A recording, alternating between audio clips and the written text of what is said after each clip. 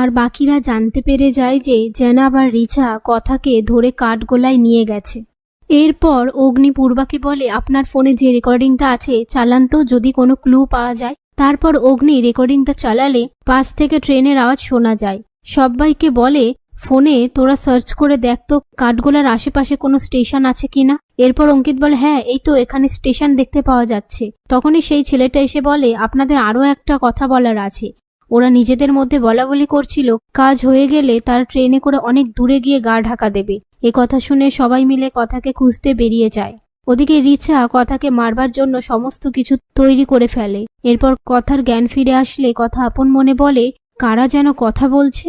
এদিকে অগ্নিরা সেই কাঠগোলার কাছে এসে পৌঁছয়। তারপর প্রত্যয় কাঠগোলার ভেতর থেকে আওয়াজ শুনতে পেয়ে অগ্নিকে সেই কথা বলে। এরপর দরজা বন্ধ থাকলে অগ্নি কি করে ভেতরে যাবে সেটা বুঝতে না পেরে বুলডোজার নিয়ে কাঠগোলার দেয়াল ভেঙে দিলে সেটা দেখে রিচা আর রিচার কাকা আর বাকিরা সেখান থেকে ভয়ে পালিয়ে যায়।